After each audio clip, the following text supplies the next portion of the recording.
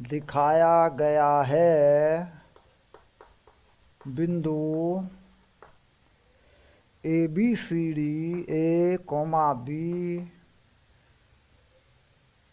Comma C व D पर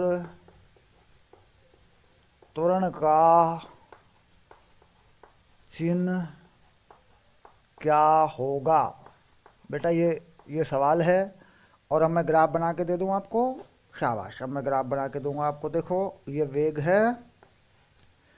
पढ़ना आराम से बच्चा, आराम से पढ़ना, आराम से सवाल को समझना, आराम से करना, कोई हंगामा नहीं करना।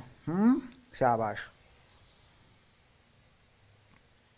ये बिंदु है ए और ये बिंदु है बी और ये बिंदु है सी और बेटा ये बिंदु है डी।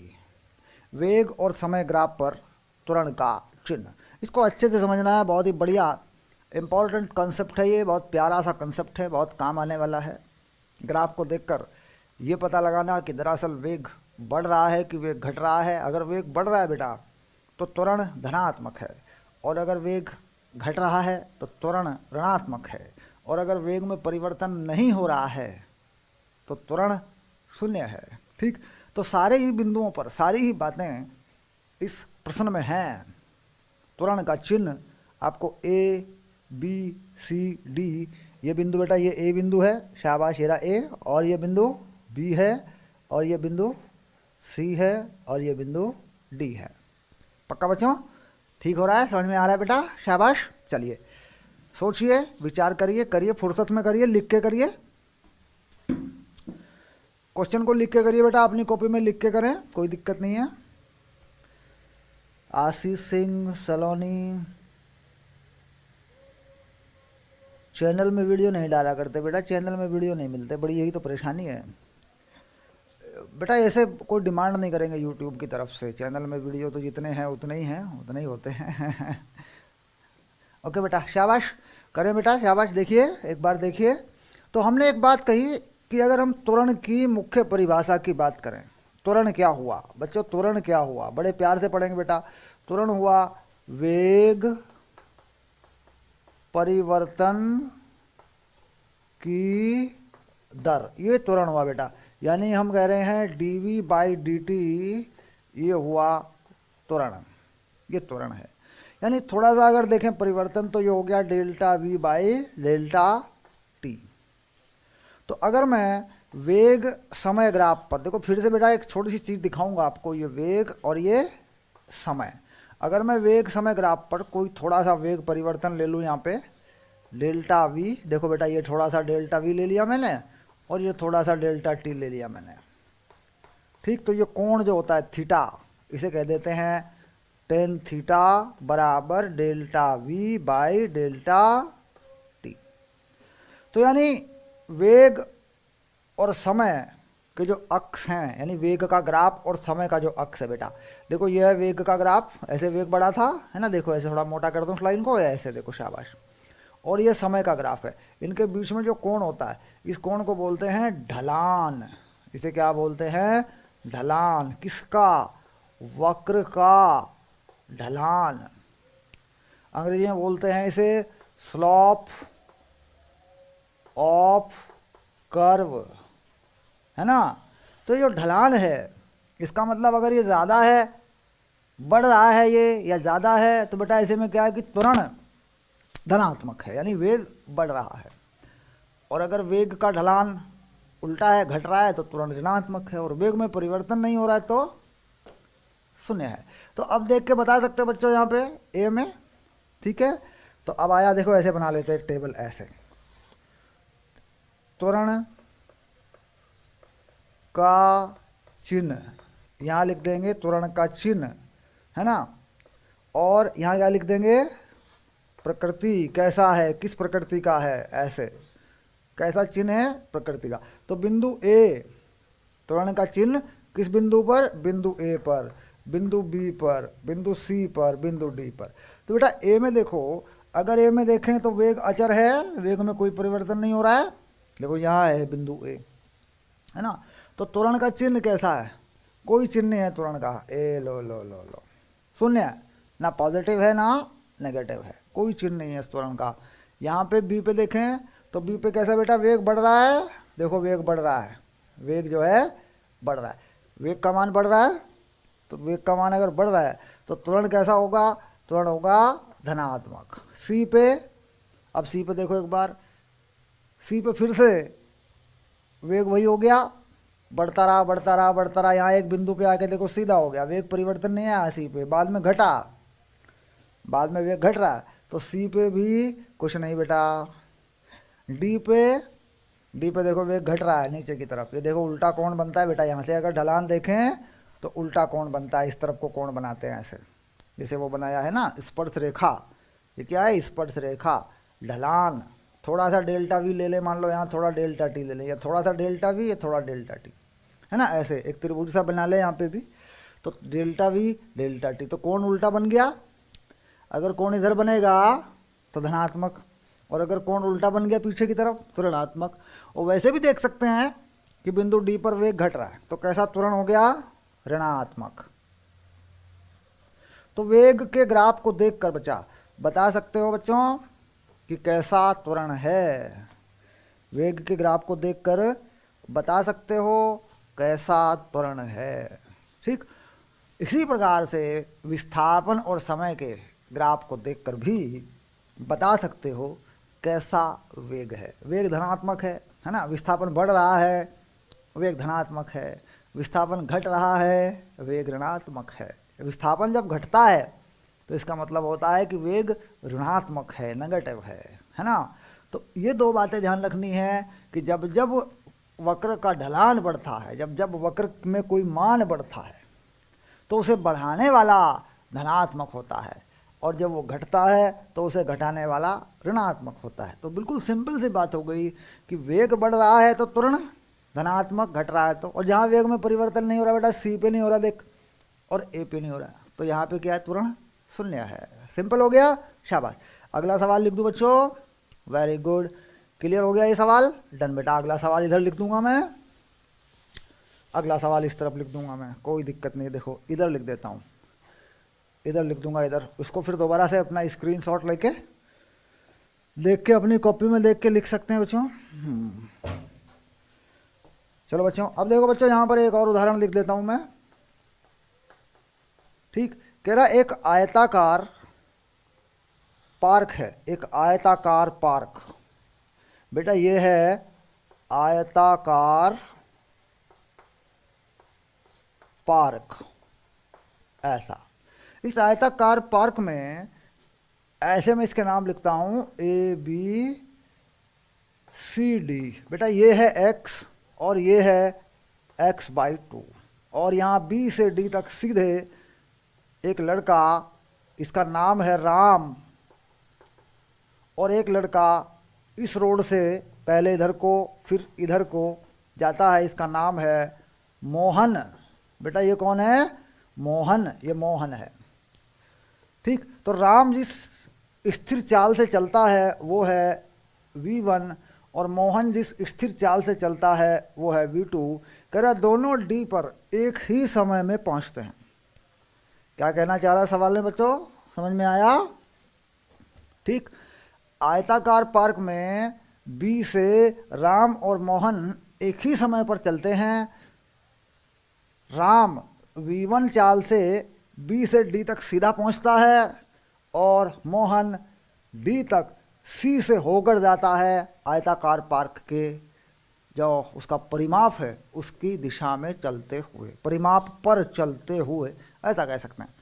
तो बेटा सवाल को समझ लें कि मोहन जो है दरअसल इस रास्ते से जाता है। मोहन कहाँ जाता है, बी से सी जाता है, सी से डी जाता है, और ये x है और ये x/2 है, और राम सीधा बी से डी जाता है। राम की चाल क्या है, v1, और मोहन की चाल क्या है, v2। तो कह रहा है v1/v2 ज्ञात कीजिए। क्या सवाल बना दिया, चालों का अनुपात, ये बना दिया सवाल, ठीक। तो क्वेश्चन समझ में आ जाओगा बच्चों, शाबाश। सवाल ही पहले समझना बेटा, सवाल को ज़्यादा नहीं लिखा करते, ज़्यादा लिखता नहीं मैं, क्योंकि लिखने में समय बहुत लगता है, इसलिए मैंने आपको चित्र बनाया और बता दिया। ठीक, अब कह रहा है एक ही समय पर डी पर पहुंचते हैं और एक ही समय पर बी से चलते हैं, तो क्या हो गया, राम द्वारा चली गई दूरी। तो पहले क्या लिख रहे बच्चों, राम द्वारा चली गई दूरी। कितनी है बेटा राम द्वारा चली गई दूरी, ये है बी डी, और ये क्या है एक्स स्क्वायर प्लस एक्स बटे 2 का स्क्वायर, एक समकोण त्रिभुज का विकर्ण है बेटा ये। तो बी डी कितनी आ गई बच्चों, जरा देख के बताओ कितनी आ गई, एक्स वर्गमूल 5 बटे 2 ऐसी हो गई। जो भी इसका मात्रक है, जो भी इसकी इकाई है, जो भी है ना। अब मोहन द्वारा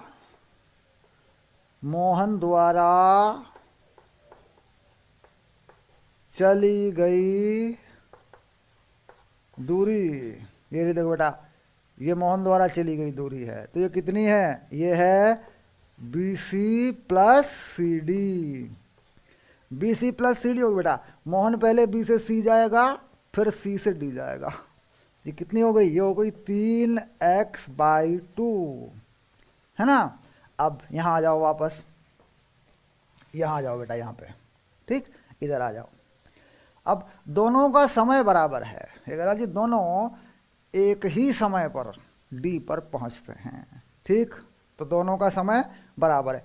तो राम का समय कितना होगा, राम का समय होगा बी डी बटे V1, और मोहन का समय कितना होगा B C plus C D बटे V2। देखो बेटा समय बराबर हो गया, दूरी बटे चाल, ये किसका समय हो गया, वो समय जो राम ने लिया बी से डी तक जाने में, और ये जो मोहन ने लिया। मतलब ये बहुत सरल सा सवाल है, जानबूझ के सरल सवाल लिखा है मैंने, है ना। चलिए अब इसके बाद यहाँ पर x वर्गमूल 5 बटे 2, और ये V1, और ये बेटा 3x बटे 2, और ये V2। तो आमने सामने का x/2 कट जाएगा बच्चों, ये देखो ऐसे। क्या मांगा था, V1 बटे V2, तो कितना हो गया V1 बटे V2, V1 बटे V2 कितना आ रहा है बच्चों, वर्गमूल 5, ये रहा वर्गमूल 5 बटे 3, वर्गमूल 5 बटे 3, ये आ गया बेटा, ये लिखो वर्गमूल 5 बटे 3 आ गया बच्चों, वर्गमूल 5 और अपॉन में बटे में क्या आ जाएगा 3, V1 चला जाएगा इधर, तो बन गया V1/V2 वर्गमूल 5 बटे 3। ये हो गया बच्चों उत्तर, शाबाश। तो ये सवाल भी आसान था बेटा, शाबाश। चलो आगे बढ़ते हैं थोड़ा सा बच्चों, आगे बढ़ते हैं। अंकुर गुड इवनिंग भेज रहे हैं, शाबाश, वेरी गुड।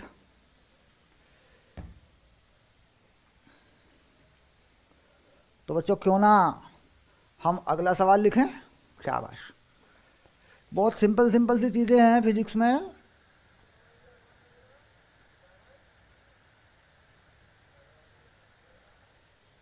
शाबाश बच्चों, आगे चलते हैं। अब इधर देखो अगला सवाल लिख देता हूँ, शाबाश।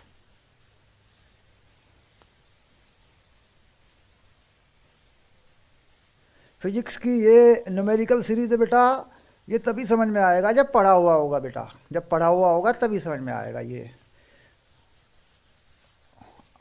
पढ़ा हुआ होगा तभी। फिजिक्स में न्यूमेरिकल की मांग बहुत रहती है, बच्चे बहुत मांग करते हैं, सर न्यूमेरिकल करवा दिया करो।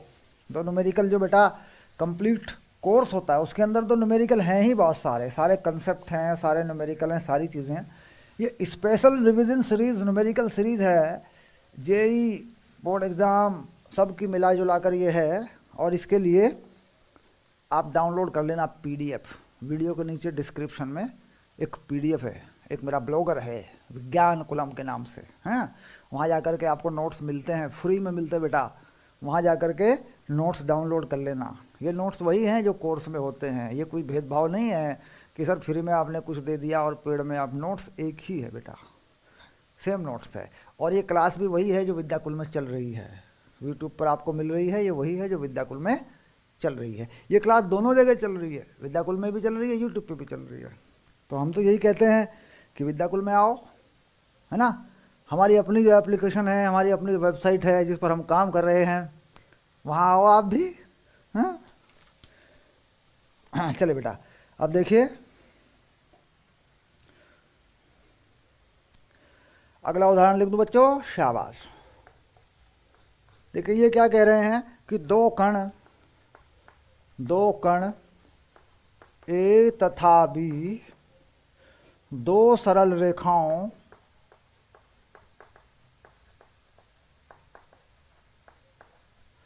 क्रमशः y बराबर √3x + 5 तथा y बराबर x/√3 + 5 के अनुदिश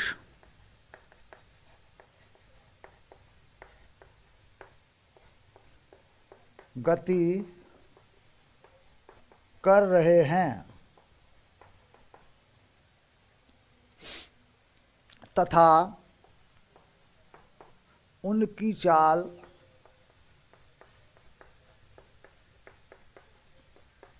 क्रमशः 10 मीटर पर सेकंड एवं 15 मीटर पर सेकंड है,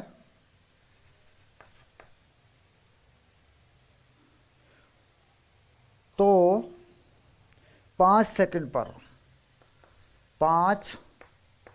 सेकंड पर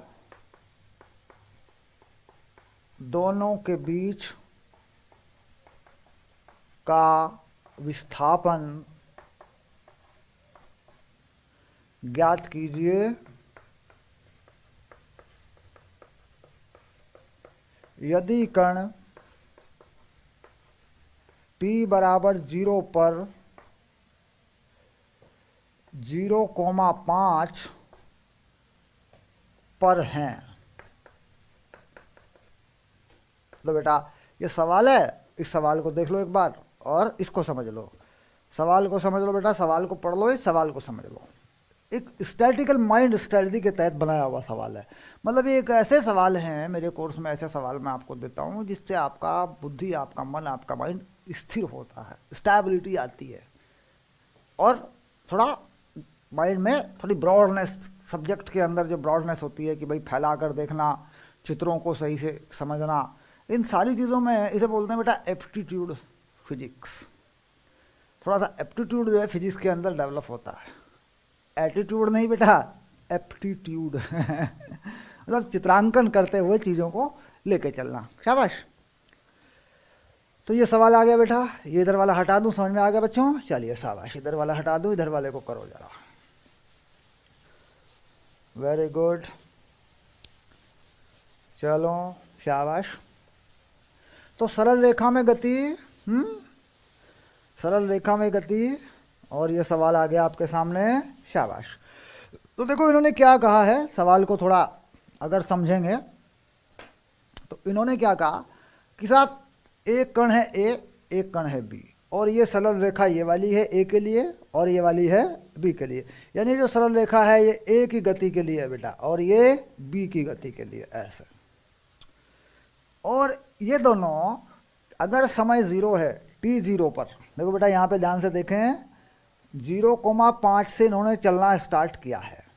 अब आप इन्हें इधर ले जाएंगे रेखाओं के उल्टा या सीधा ले जाएंगे, ये आपकी मर्जी है। आपको केवल विधि को फोकस करना है, आपको रेखाओं को, विधि को फोकस करना है और एक विधि सेलेक्ट करके आपको आंसर बता देना, क्योंकि इसमें कई ऑप्शन हो सकते हैं भाई, एक इधर को जाए, एक उधर को जाए। तो बीच की जो दूरी है ना, एक ही दिशा में चलाते हुए आप निकाल दीजिए, इजी लेवल पर है। देखो मैं बताता हूँ, अगर आप इन्हें अलग अलग दिशाओं में उल्टा एक को इधर एक को उधर लेके जाएंगे तो वो भी हो जाएगा, क्योंकि फार्मूला तो बेटा मेथड तो वही लगेगा, मेथड तो सेम ही लगना है, हैं? चलो देखो अब क्या कर रहे हैं, देखो बात को समझना बच्चों। अब मान लीजिए देखो ये है y और x अक्ष, ये x और ये y। तो यहाँ पर बच्चों देख रहे हैं कि ये जो सरल रेखा है ये 60 अंश के कोण पर झुकी हुई है। ये है √3x और ये शुरू होती है 5 से। तो ये बिंदु क्या मान लें, इसे मान लें 0,5 और ये रेखा 60 अंश के कोण पर झुकी हुई है, ऐसे ऐसे जा रही है और पीछे भी आ रही होगी, डज नॉट मैटर, ये ऐसे जितनी चाहे बना सकते हैं, रेखा तो बेटा पूरी होती है। तो कोई कण मान लीजिए इसके अनुदिश जा रहा है, ऐसे यूँ ऐसे जा रहा है और ये जा रहा है 5 ये है 10 मीटर पर सेकंड से, इस तरफ जा रहा है। दूसरी जो रेखा है बच्चों वो 30 अंश के कोण पर झुकी हुई है। देखो ये जो रेखा है ये 30 अंश के कोण पर झुकी हुई है। जो वर्ग 1/√3 है ये होता है सरल रेखा का ढलान, जिसे बोलते हैं प्रवणता। अगर आपने 10वीं क्लास में थोड़ी सी गणित पढ़ी है तो उसके हिसाब से तो ये रेखा जो है इधर को जा रही है बेटा, तो ये जो कण है इस पे ये जा रहा है इधर को 15 मीटर पर सेकंड से, ऐसे जा रहा है ये। और दोनों यहीं से चले हैं, इसी बिंदु से शुरुआत यहीं से हुई है। तो ये कह रहे हैं जी 5 सेकंड में ये देखो टाइम है, 5 सेकंड में इनके बीच का विस्थापन क्या होगा। तो 5 सेकंड में अगर मैं इसकी बात करूं भाई ये कहाँ पहुंचेगा 5 सेकंड में, तो बेटा ये पहुंच जाएगा यहाँ कहीं। ये बिंदु है मान लीजिए O और ये बिंदु है P और ये बिंदु है Q, ऐसे। तो बेटा OP जो होगा OP वो होगा 10 गुना 5, क्योंकि इस रेखा पे किससे जा रहा है, क्या चाल है इसकी 10 मीटर पर सेकंड और कितनी दूर कितनी देर तक जाना है इसको 5 सेकंड तक। तो बेटा OP हो जाएगा 50 ये देखो ये 50 हो गया। ऐसे ही ये रहा OQ, तो OQ कितना हो जाएगा बच्चों, यहाँ पे किस चाल से चल रहा है ये दूसरा कण जिसको B मान रहे हैं अपन 15 से, तो ये हो जाएगा 15 गुना 5 बराबर 75। अब ये मीटर मान लें तो बेटा ये मीटर ही हो जाएगा। देख अगर मीटर में ले लें मीटर ही हो जाएगा, ठीक। मीटर पर सेकंड लिखा है तो मीटर में ही मान लेंगे, निर्देशांक मीटर में है ऐसा यहाँ लिखा हो सकता है प्रश्न में, निर्देशांक मीटर में है ऐसा यहाँ प्रश्न में लिखा हो सकता है, ठीक। अब इसके बाद ये चीज़ आ गई। अब देखो सिंपली अब कह रहा जी इन दोनों बिंदुओं के बीच की दूरी क्या है। अगर मैं इन दोनों बिंदुओं के बीच की दूरी निकालना चाहूँ बच्चों तो कम से कम दूरी बेटा ये है वो विस्थापन जो मुझे बताना है, विस्थापन, ठीक। तो मैं क्या चाहता हूँ, मैं चाहता हूँ PQ, ये मैं चाहता हूँ दोनों के बीच का विस्थापन वो मांगा है ना। अब यहाँ पर बात ये आती है कि भाई निकलेगा कैसे, ये चीज़ निकलेगी कैसे, है ना। तो बेटा ये हमें निर्देशांक निकाल कर इस फॉर्मूले को लगाना पड़ेगा। अगर मैं यहाँ P के निर्देशांक बताऊं तो मैं कहूँगा P के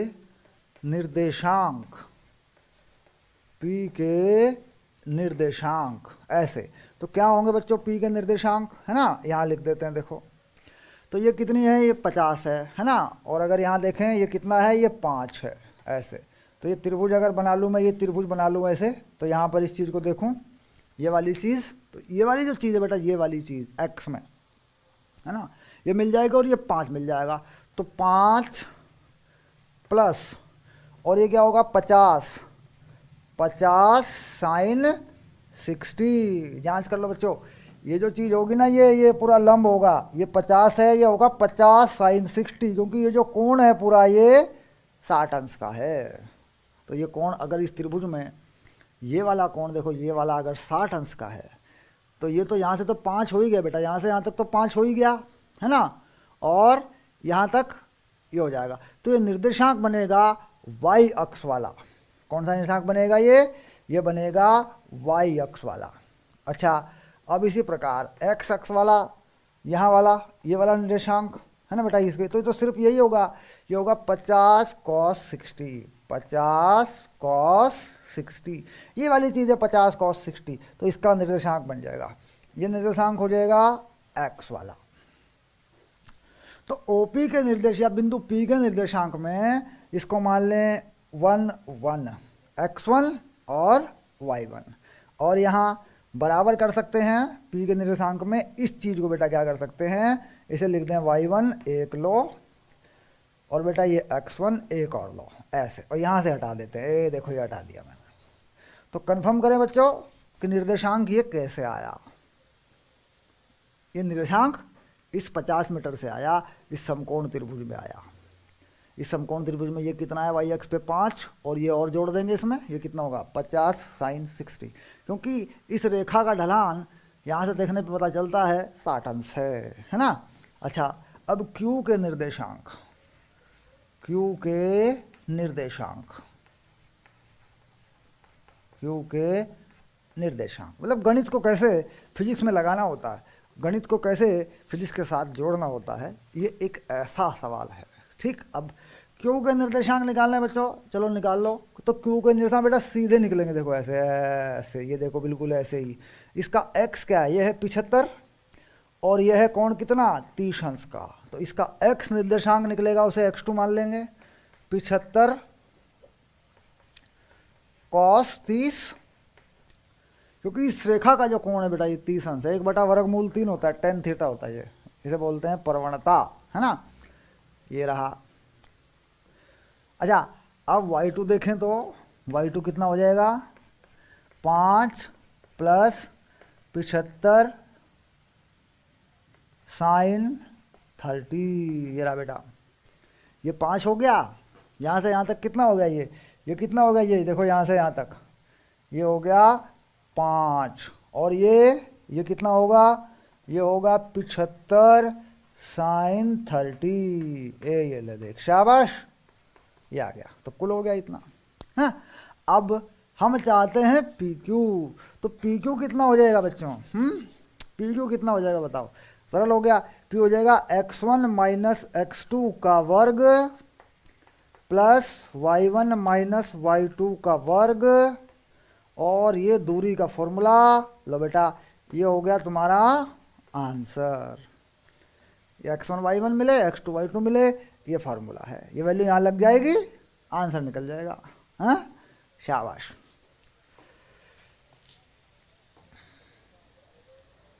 ये YouTube पे कोई PUBG खेल रहे हैं आशीष सिंह, है ना। ये जो है YouTube के वायरस का बड़ा प्रॉब्लम है यार, YouTube चैट में वायरस बहुत आते हैं। आशीष को ब्लॉक किया YouTube पे, वेरी गुड, शाबाश। तो ये क्वेश्चन है, आगे चलते हैं बच्चों, शाबाश। तो एक एक कॉन्सेप्ट को डन करें, मैं अगला सवाल लिखने जा रहा हूं बच्चों, मैं अगला सवाल लिखने जा रहा हूं, शाबाश, ओके ओके, शाबाश।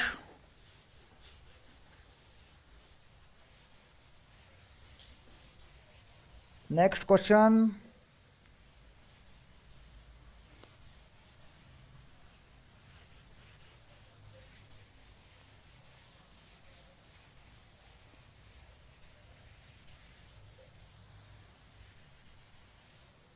चलो बच्चों अगला क्वेश्चन लिख देता हूं, हाँ, शाबाश।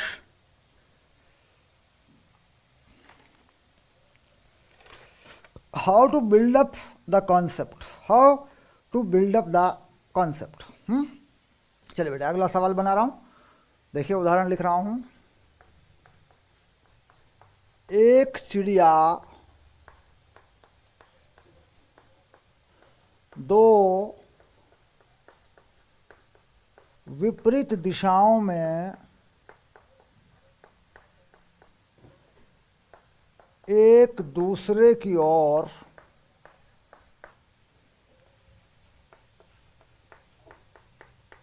गतिमान बसों के बीच आवागमन कर रही है। यदि t=0 समय पर चिड़िया 15 मीटर पर सेकंड की चाल से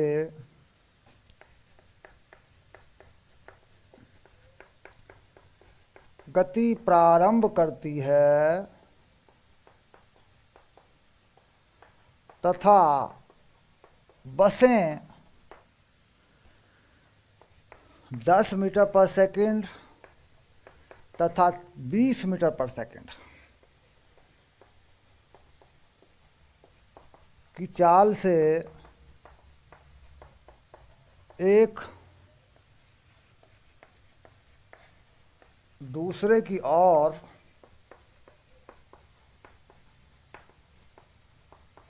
बढ़ रही हैं एवं t बराबर 0 पर बसों के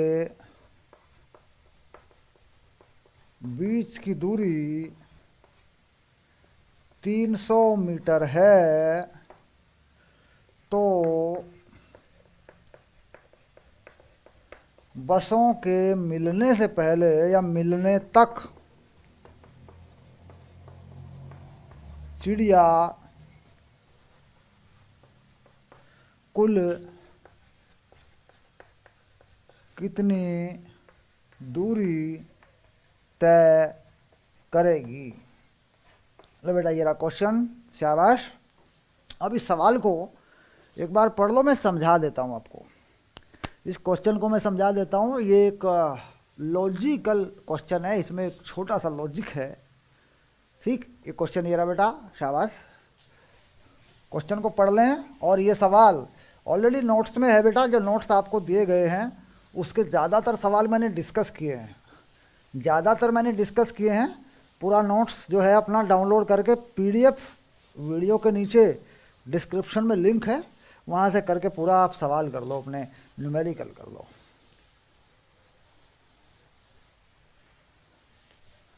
सवाल की लैंग्वेज अक्सर ऐसा होता है, देखने में आता है कि जिस सवाल की भाषा बड़ी होती है वो सवाल छोटा होता है। अब देखो ये कह रहे हैं कि साहब 2 बसें हैं। अब देखो बेटा इसका हल करेंगे। यहाँ पे ये मान लीजिए एक सीधी सड़क है, ऐसे ऐसे सीधी सड़क मान लेते हैं। मानने में कह रहा है 2 बसें एक दूसरे की तरफ बढ़ रही हैं। देखो ये 2 बसें हैं, ये बस A है, ये चल रही है मान लीजिए 10 मीटर पर सेकंड से, और दूसरी बस कोई इसकी तरफ आ रही है, ये आ रही है 15 मीटर पर सेकंड से। ऐसे ये बस हो गई B। t बराबर 0 समय पर बसों के बीच की दूरी 300 मीटर है, ऐसे। और एक चिड़िया, ये मान लो बेटा चिड़िया ऐसे जाती है और आती है बार बार, और चिड़िया की चाल u ये है देखो मैंने कहीं 15 दिया होगा बेटा, 15 मीटर पर सेकंड, ये है 15 मीटर पर सेकंड। ये स्थिति है। यानी चिड़िया क्या करती है, पहले एक बस से शुरू करती है चलना, दूसरी बस तक पहुंचती है, फिर वापस भाग जाती है, फिर इस बस पे आती है, फिर इस बस पे जाती है, फिर भाग जाती है, फिर इस पे आती है, फिर इस पे। कहला चिड़िया ऐसा खेल खेल रही है मजे मजे में, और ये जब तक खेल रही है जब तक बसें एक दूसरे को पार नहीं कर जाती। तो यहाँ पर सवाल ये पूछा है कि चिड़िया कुल कितनी दूरी तय करेगी। जब तक बसें एक दूसरे को पार नहीं कर जाती, बसें मिलती नहीं हैं, जब तक चिड़िया कितनी दूरी तय करेगी। ठीक, अब कॉन्सेप्ट पहली बार कहाँ से आया बेटा, पहली बार कहाँ से आया बेटा, ये आया रेसनिक हैलिडे। ध्यान रखना, क्वेश्चन आया बेटा रेसनिक हैलिडे, एक फिजिक्स की स्टैंडर्ड टेक्स्ट बुक है, रेसनिक हैलिडे फिजिक्स, है ना, वहाँ से आता है। ओरिजिनली पहली बार जो सवाल देखने में आया था बेटा, उसी किताब में देखने में आया था। ओके, उसके बाद बहुत सारी किताबों में आ गया फिर अलग अलग तरीक़ों से। हैं, शाबाश। तो हम क्या करते हैं कि भाई हम सबसे पहले ये पता लगाते हैं, बहुत सिंपल सा लॉजिक है इसमें, देखना, बसों के मिलने में लगा समय t बराबर, बसों के बीच की दूरी कितनी है बेटा, बसों के बीच की दूरी है 300 मीटर, और बसें इस दूरी को तय कर रही हैं 10 मीटर और 15 मीटर से, और ये विपरीत दिशा में चल रही हैं। तो विपरीत दिशा में जब 2 वस्तुएं दूरी तय करती हैं तो चाल जोड़ दी जाती है, तो ये हो गया 25 ऐसे। तो कितना हो रहा है बेटा, अगर देखें इस समय को, 300/25, तो 25 चौके 100, 25 चौके 100, 25 चौके 100, यानी 12 हो गया बेटा सीधा, ये हो गया 12। अब 12 को सेकंड में लिखेंगे तो ये हो गया 12 सेकंड, बस। अच्छा, 12 सेकंड तक चिड़िया उड़ती रही, इधर से उधर, इधर से उधर, इधर से उधर। तो अब लिख दिया t बराबर 12 सेकंड में चिड़िया द्वारा तय की गई कुल दूरी बताओ बच्चों कितनी हो जाएगी?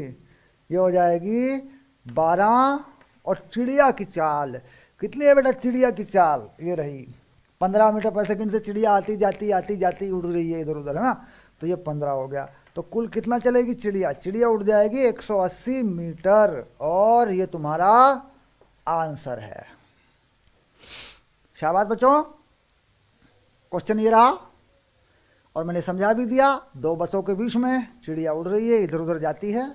चिड़िया उड़ती है 15 मीटर पर सेकंड से, बस जा रही है 10 से, एक 15 से एक दूसरे की तरफ आ रही है। किसी समय बसों के बीच की दूरी 300 मीटर है। चिड़िया अपनी गति प्रारंभ करती है।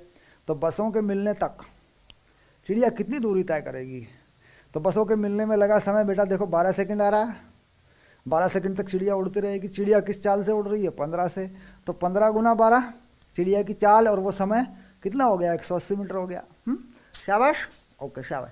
शाबाश बच्चों, आगे बढ़ते रहो।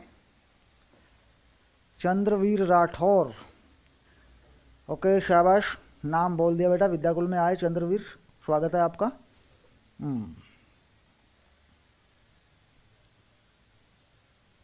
चलिए, तो अगला क्वेश्चन बेटा लिखें, बोर्ड पे अगला सवाल लिखें। वेरी गुड बच्चों, शाबाश।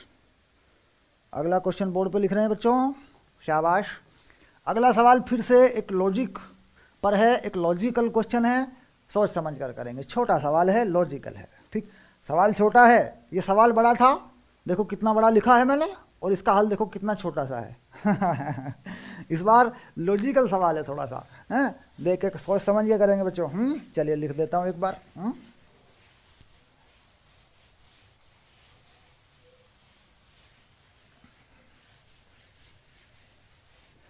लॉजिकल क्वेश्चन है बच्चों, सोच समझ के करेंगे, ठीक।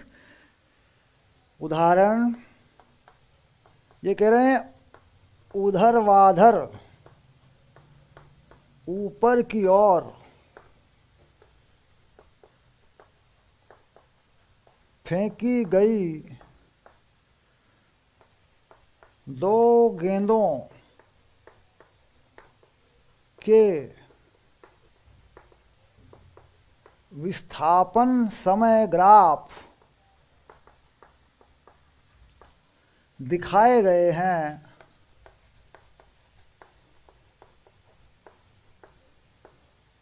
तो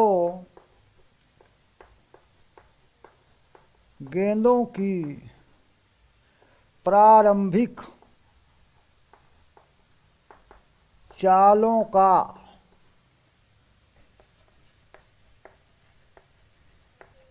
अनुपात ज्ञात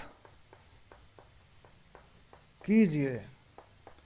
बेटा ये समय है, सॉरी समय और विस्थापन का ग्राफ है। मैं बना देता हूँ ग्राफ।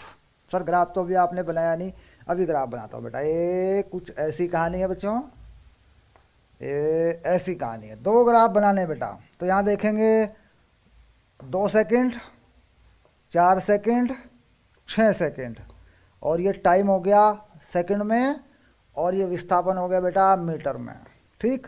अब देखो जरा एक बार, यहाँ पर जो निशान है ये बेटा, ये 20 मीटर का है, और यहाँ पर है ये 45 मीटर का है बेटा। ध्यान से देखेंगे बच्चों, ये 45 मीटर का है, ओके। अब यहाँ पर मैं ग्राफ बना देता हूँ, दोनों ग्राफ बना के दिखाता हूँ बेटा आपको।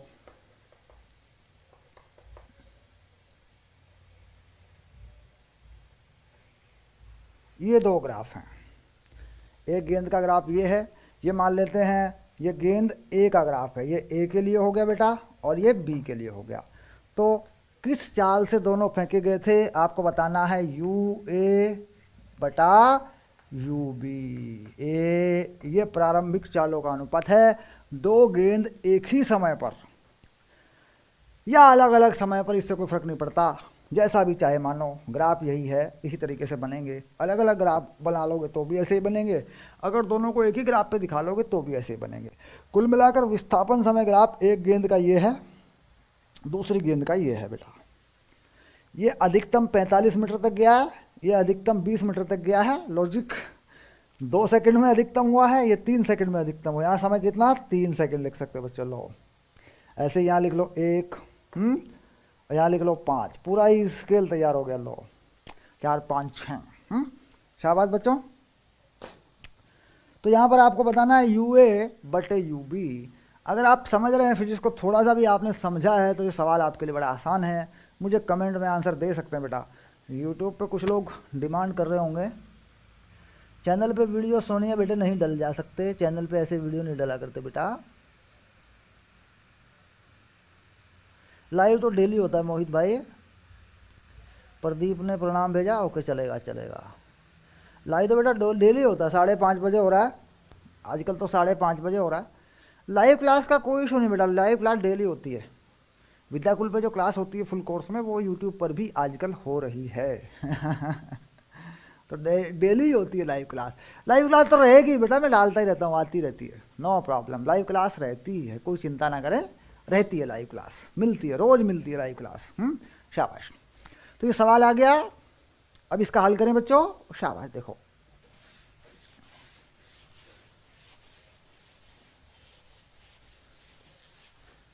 ओके बेटा, शाबाश।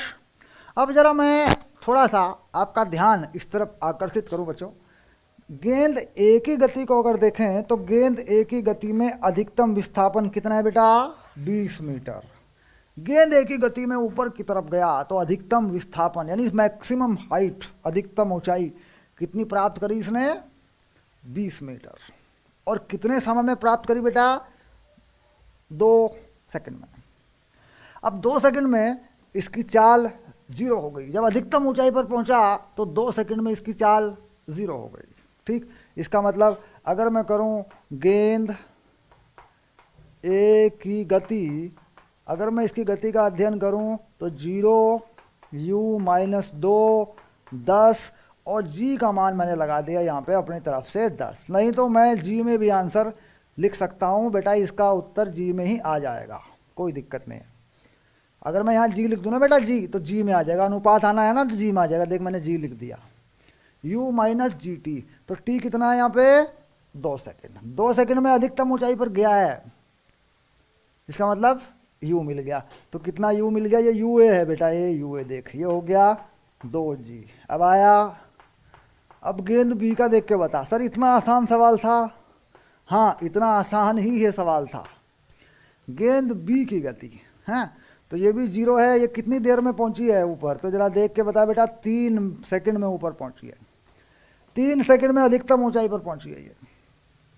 ठीक, तो 3 सेकंड में इसका मतलब वेग खत्म हो गया, प्रारंभिक वेग UB, और 3 सेकंड में खत्म, तो UB कितना हो गया, 3G।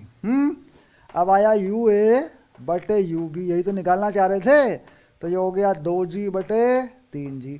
तो उत्तर हो गया 2/3, यह आ गया अनुपात। शाबाश।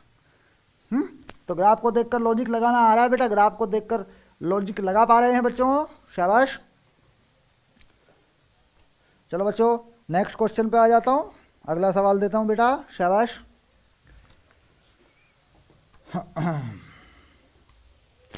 कुछ क्वेश्चन बेटा किताबों से हैं, कुछ क्वेश्चन बेटा बनाए हुए हैं, दोनों तरह के सवाल हैं। कुछ बनाए हुए हैं, कुछ किताबों से हैं। कहीं कहीं पे ऐसा कोई पॉइंट लगता है मुझे कि नहीं क्वेश्चन बनेगा इसके ऊपर, ताकि हमारा लिंक, हमारा सिस्टम टूटे ना, कमज़ोर ना पड़े, तो मैं उसे आपको बना कर भी देता हूँ। चलो बेटा अब लिखते हैं अगला सवाल।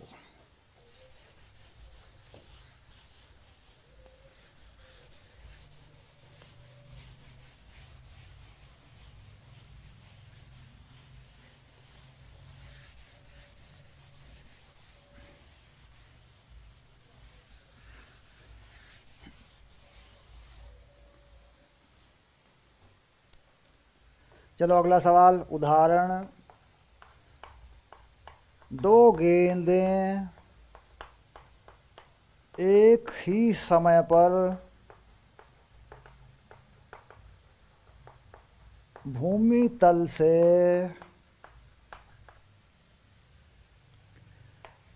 20 मीटर पर सेकंड तथा 30 मीटर पर सेकंड की चाल से ऊर्ध्वाधर ऊपर की ओर फेंकी जाती हैं। दोनों गेंदें भूमि तल पर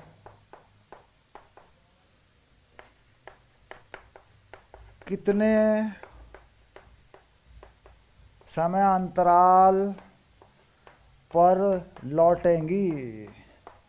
देखो ये कितना बढ़िया सवाल है। जी का मान तुम 10 लगा सकते हो, 10 मीटर पर सेकंड स्क्वायर, ये जी है बेटा। बिल्कुल सिंपल सा सवाल है, कोई बड़ा सवाल मैंने लिया नहीं। समीकरणों का अध्ययन करने के लिए भाई समीकरण कैसे लगते हैं ये मैंने पूछा है। सवाल को पढ़ लो बेटा, सिंपल सवाल है। सारे सवाल मुश्किल नहीं हुआ करते, सारे सवाल लॉजिकल नहीं हुआ करते। बच्चे का फिर दिक्कत होती है, बच्चों का दिल टूट जाता है, सर हमसे तो सवाल ही नहीं हो रहे, कुछ तो ऐसे सवाल करा दो जो हमसे हो जाएं। तो इसलिए कुछ सवाल नॉर्मल होते हैं, ठीक ठाक से होते हैं, सिंपल से होते हैं, कुछ सवाल लॉजिकल होते हैं। सिंपल सवालों के साथ लॉजिकल सवाल करा देना, यही डेवलपमेंट है। कुछ लॉजिक वाले सवाल मिक्स करके करा दिए जाएं तो डेवलपमेंट होता है, तरक्की होती है। समझदारी बढ़ाना, यही है दरअसल न्यूमेरिकल का पर्पज। क्या है न्यूमेरिकल का पर्पज? है समझदारी बढ़ाना, है ना। शाबाश, चलो बच्चों करो, इसको करो। चलिए अब ये कह रहे हैं जी 20 और 30 मीटर पर सेकंड से फेंकी गई हैं, कितनी देर लगेगी इस ज़मीन पर वापस आने में? एक ही समय पर फेंकी गई हैं। तो ये सवाल कितना सिंपल है बच्चों, देखो कितना सिंपल है। मान लीजिए कोई गेंद भूमि तल से ऊपर की तरफ फेंकी जाती है 20 मीटर पर सेकंड से, और ये लौट के आती है ज़मीन पे, तो मैं कहता हूँ ये लौट के आएगी 4 सेकंड में। 4 सेकंड में लौट के आ जाएगी बेटा। और अगर कोई दूसरी गेंद फेंकी जाती है और ये फेंक रहे हैं, इसको किससे फेंक रहे हैं? इसको फेंक रहे हैं 30 मीटर पर सेकंड से, हैं, तो बेटा ये लौट के आएगी वापस। ये कितना टाइम लेगी? ये आ जाएगी 6 सेकंड में। अब समय अंतराल कितना है? पहले ए आई बाद में ए आई, तो डेल्टा टी कितना हो गया? डेल्टा टी हो गया 2 सेकंड। अब ये 4 सेकंड में क्यों लौट के आई, है ना? तो हम क्या करते हैं, इसके लिए लिखते हैं वाई यानी विस्थापन, U T 20 T minus half A T square 5 T square, इसे कर देते हैं 0, 20 टी माइनस 5 टी स्क्वायर। तो टी का मान बेटा एक 0 आ गया, एक टी का मान 4 आ गया। ये देख, ये हो गया, देख ये विस्थापन है, U T minus half A T square ऊपर के लिए। तो जब फेंका गया, जब समय कितना है? 0, विस्थापन कितना है? 0 है। जब वापस आ गई वहीं पे, फिर भी विस्थापन कितना है? 0 है। समय कितना है? 4 सेकंड। तो विस्थापन को 0 लगा देने से वो सारा ही समय आ जाता है जितने समय में कोई ऊपर फेंकी गई वस्तु लौट के आती है। ये देखो विस्थापन लगा हुआ है, U T plus half A T square वाला समीकरण ही तो है ये। देखो ऐसे, तो ऐसी गति में ऐसा करें, टोटल टाइम आ जाएगा।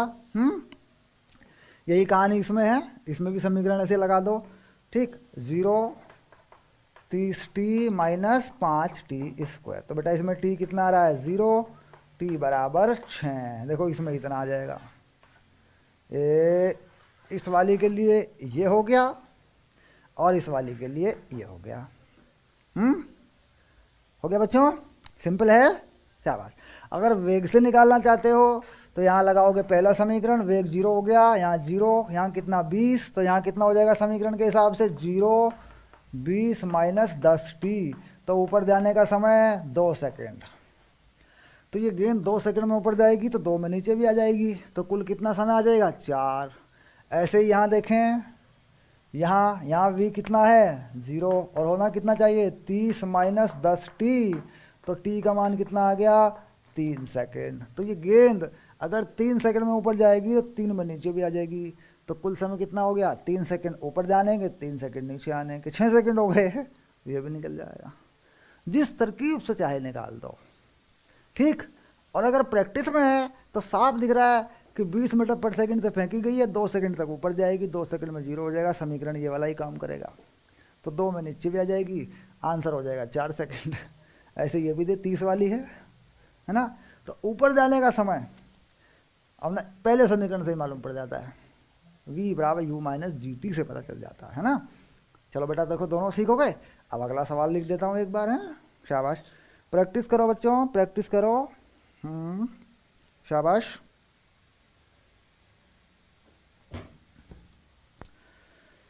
न्यूमेरिकल क्लास में आपका स्वागत है बच्चों।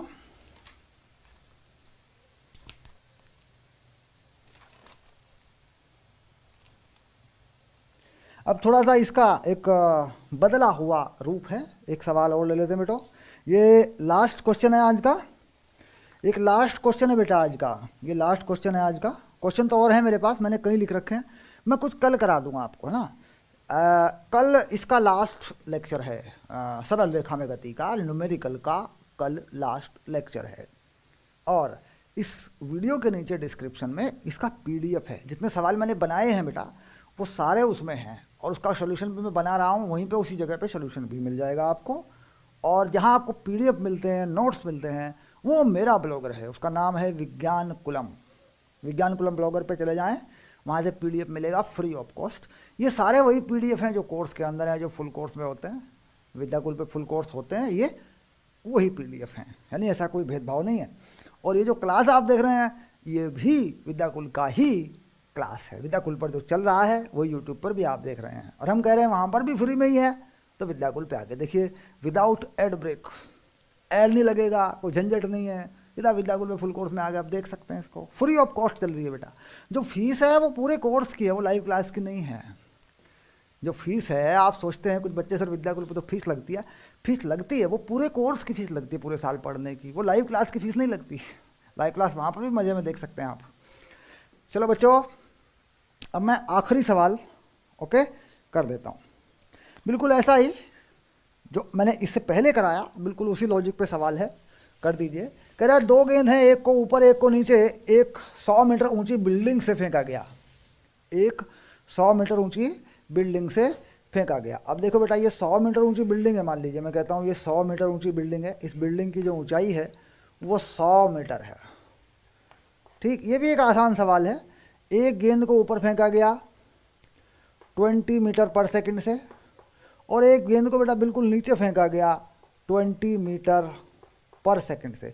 कह रहा जब दोनों गेंदें भूमि तल पे पहुंच गई तो उनके पहुंचने में जो समय अंतराल है, जो अंतर है समय का, वो कितना है। यानी यहाँ पर ये गेंद है बेटा ए और ये गेंद है बी। इसने समय लिया टी ए ऐसे, इसने समय लिया टी बी। तो ये मांग रहे हैं कि T B minus T A क्या होगा। बस ये सवाल है। जी का मान तुम लोग लगा सकते हो 10 मीटर पर सेकंड स्क्वायर। यानी एक गेंद को 100 मीटर ऊंची बिल्डिंग से नीचे फेंक दिया 20 मीटर पर सेकंड से, सीधा नीचे, और एक को ऊपर फेंक दिया तो ये ऊपर से घूम के आएगी बच्चों। तो इसने कितना समय लिया जो ऊपर से घूम के आ रही है? इसने लिया टी बी लिख दिया मैंने, और जो सीधा नीचे पहुंच फेंकी गई वो टी ए लिख दिया मैंने। तो कह रहा है T B minus T A क्या है, कुल कितना अंतर होगा समय में।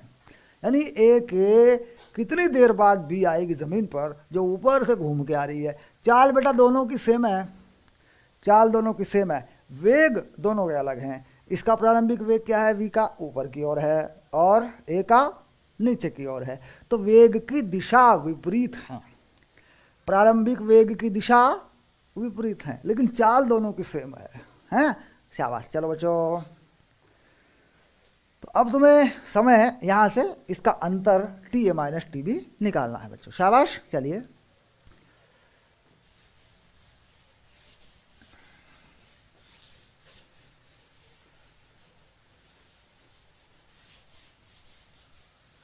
ये बेटा आज का लास्ट क्वेश्चन है। अपना डाउनलोड, अपना पीडीएफ वगैरह डाउनलोड कर लेना बच्चों। अपना पीडीएफ डाउनलोड कर लेना बेटा। वीडियो के नीचे डिस्क्रिप्शन में है इस पूरे चैप्टर का पीडीएफ। समतल में गति अगले हफ्ते शुरू करेंगे बेटा, सोमवार में। उसका भी पीडीएफ बन रहा है क्वेश्चन का, उसे भी जल्दी मैं अपलोड कर दूंगा। सोमवार से ज़रूर आइए न्यूमेरिकल में, हाँ। और अगर हो सके तो 12वीं में मुझे याद करना 12वीं में मुझे ज़रूर याद करना शाबाश। न्यूमेरिकल थोड़ा सा अच्छा कर लो बच्चों, तो 12th की पढ़ाई जब शुरू करोगे मेरे साथ तो अच्छा लगेगा आपको। फिजिक्स में 11वीं में न्यूमेरिकल का बेसिक क्लियर हो जाए तो मज़ा आ जाए 12वीं का फिर, हाँ। ओके, सारा बेसिक बेटा 11वीं में है, सारा बेसिक 11वीं में है। 12वीं में बेसिक नहीं है अलग से कुछ, सारा बेसिक 11वीं में है। 11वीं कमज़ोर पड़ गई तो 12वीं ताकतवर हो ही नहीं सकती, संभव ही नहीं है।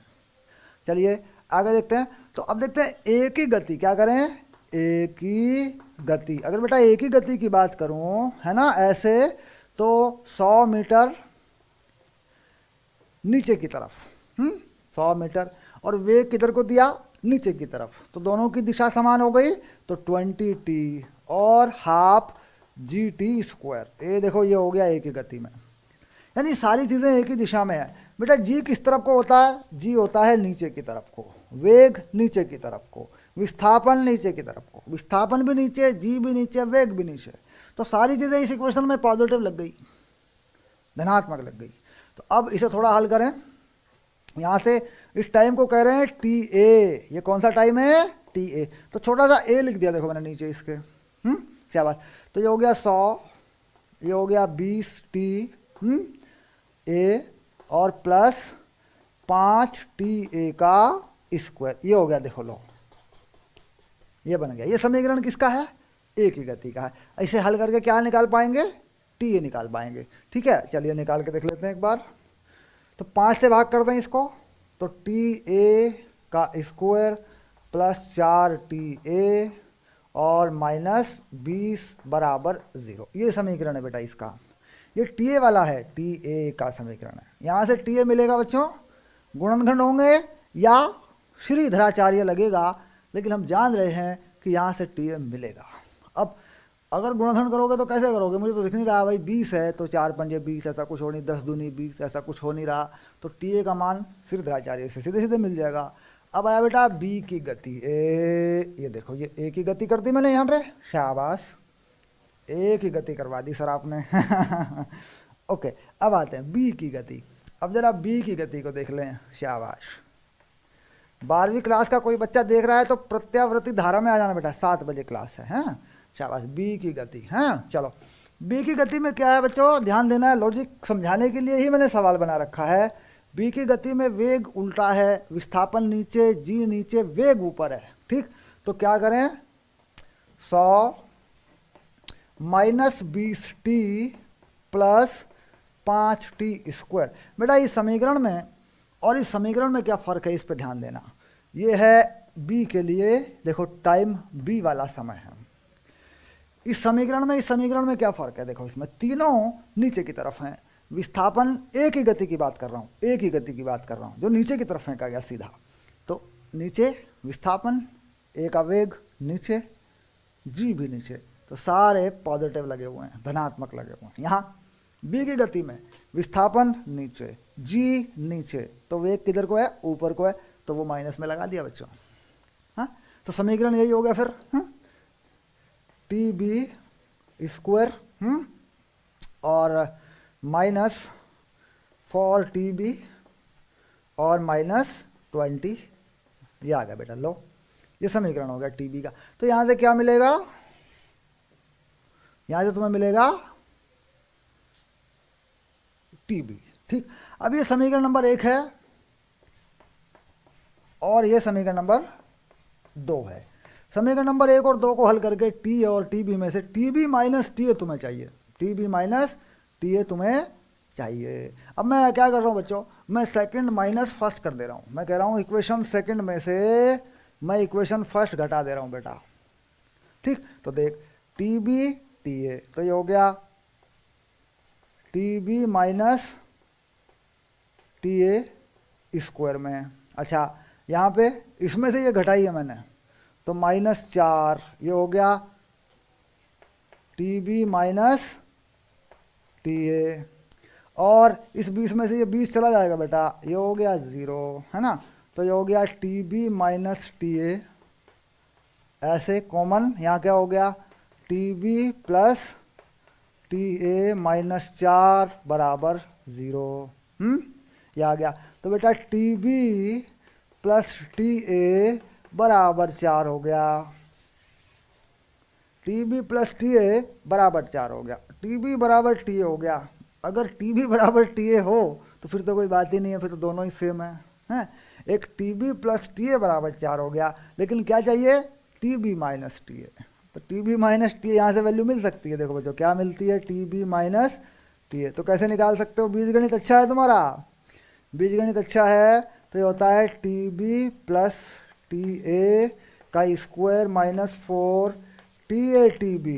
ये ले बेटा, अब इनकी गुणा नहीं पता तुम्हें, समस्या ये है कि गुणा मालूम नहीं है। ये तो 4 का 16 लगा दिया और 4 टी ए टी बी, ये भी कर सकते थे ऐसे, ठीक।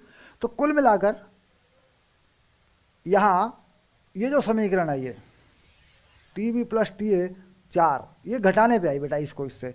अगर यहाँ से टी ए निकालें, यहाँ से टी बी निकालें, बाद में उसे घटा दें तो वैल्यू मिल जाएगी। लेकिन यहाँ किसकी ज़रूरत पड़ेगी, टी ए टी बी की, गुणा भी पता होनी चाहिए। अब गुणा का तो कोई यहाँ लॉजिक नहीं है, गुणा तो हो नहीं सकती, तो इन दोनों समीकरणों को यहीं का यहीं फिट करके नहीं मिलता, अगर गुणा मालूम है तो हो जाएगा, ठीक। चलो बच्चों, तो यहाँ से टी ए निकालें, यहाँ से टी बी निकालें, और इस बीजगणितीय लॉजिक को हटा दें, क्योंकि ये लगा नहीं। अक्सर समीकरणों में ये लॉजिक लगता है, ध्यान रखना। जेईई मेन वगैरह में इस लॉजिक का इस्तेमाल किया गया बेटा, ध्यान रखना। समीकरणों को हल करके देख लेना चाहिए एक बार। अब ये टी ए कैसे आएगा, अब देखो टी आ जाएगा, ये लो हो गया -4 वर्गमूल 16 प्लस 20 चौक 80 ए, ये ले बेटा बटे 2, शाबाश। अब ये टी आ गया, देख -4 प्लस माइनस 16 और 80 कितने हो गए बच्चों, 96। ए देखो अजीब सा आंसर आ गया, हैं। तो -4 प्लस इसमें 4 लेंगे, 24 चौके 96। तो बेटा 2 बाहर आ गया, अंडर रूट में आ गया 24, और ये 2 कट गया -2 प्लस लेना पड़ेगा, पॉजिटिव आंसर चाहिए। और ये क्या होता है 24 2 रूट 6, 2 अंडर रूट 6, ले 2 से भाग हो गया, ये आ गया एक। तो ये क्या हुआ, ये हुआ टी ए। अच्छा, अगर टी बी निकालोगे यहाँ से क्या फ़र्क पड़ेगा, हाँ, अगर टी बी निकालोगे क्या फ़र्क पड़ेगा, यहाँ प्लस हो जाएगा बस, ये देख यहाँ प्लस हो जाएगा 2 प्लस और ये 2 अंडर रूट 6, सेम चीज़ आ रही बेटा, ये लो 6, ये आ गया, देख ये आ गया टी बी। तो T A minus T B कितना आ रहा है देखा जाए तो, ये आ रहा है 4 सेकेंड, जबकि पहले वहाँ कुछ गलती हुई तो अंतर देखा तो वहाँ 4 नहीं आ रहा था, वहाँ T A plus T B 4 आ रहा था। कुछ हमने गलती कर दी होगी, बट ये भी करेक्ट आंसर है, T A minus T B. उसी लॉजिक को फिर से लगा के देखो बेटा, इसमें से इसे घटा दूँ, इसमें से इसे घटा दूँ, है ना, टी बी में से टी ए घटा दूँ, या इसमें से इसे घटा दूँ, तो घटाने पे बेटा ये जुड़ जा रही है चीज़, T A plus T B common होगा। हाँ शाबाश, ओके। देखो अब मैं फिर से करता हूँ, क्योंकि हो सकता है हमने कोई गलती कर दी बेटा वहाँ।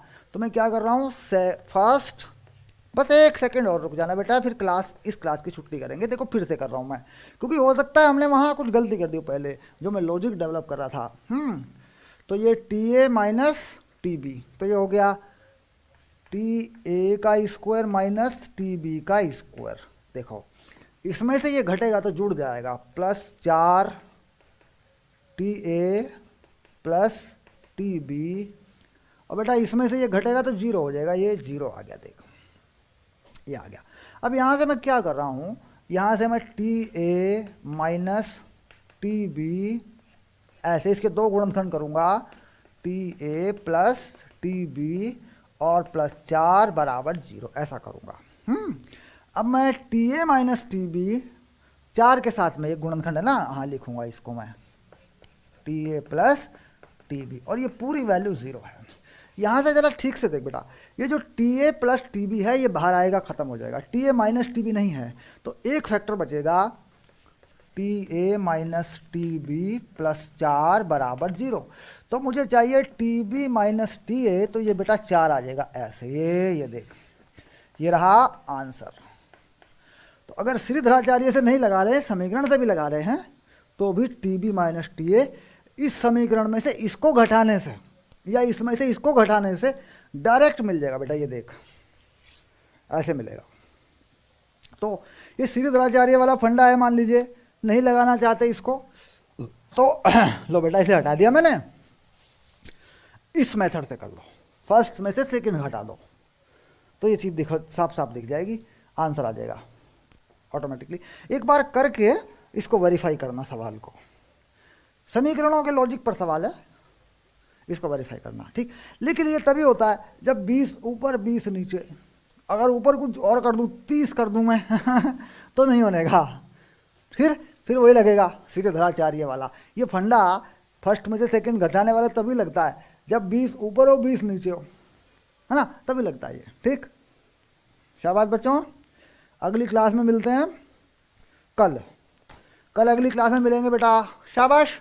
अपने आज के सारे न्यूमेरिकल ठीक कर लें लाइव क्लास में। अगर आप अभी आए हैं तो इस लाइव क्लास को यूट्यूब पे अगर आप देख रहे हैं, पीछे हटा के देख लो बेटा, पीछे हटा के देख लो कितने क्वेश्चन करवाए हैं। वीडियो को आगे कर करके उनके स्क्रीनशॉट ले लो और उन्हें ठीक कर लो आप। अगर किसी के सॉल्यूशन में इशू है तो वीडियो है आपके पास, उसका सॉल्यूशन भी चेक कर लो। और इस वीडियो के नीचे एक डाउनलोड PDF है मेरे ब्लॉगर का, विज्ञान कुलम का, तो वहाँ जा करके उसे डाउनलोड कर लें। हाँ, सारे सवाल करके देखो। और विद्याकुल पे आ जाओ, फुल कोर्स है बेटा, कोई दिक्कत नहीं है, फुल कोर्स है विद्याकुल पे। उसी कोर्स के अंदर से ये वीडियो, ये लेक्चर आपको स्ट्रीम करके दिया जा रहा है यूट्यूब पे भी, है ना। शाबाश बच्चों, यूट्यूब वालों के लिए जो सूचना थी वो मैंने दे दी है। Okay, bye.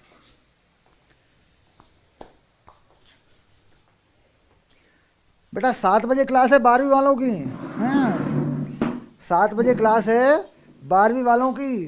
12th वाले आ जाइए 7 बजे। प्रत्यावर्ती धारा पढ़ रहे हैं, प्रत्यावर्ती धारा। शाबाश बच्चों, ओके बाय।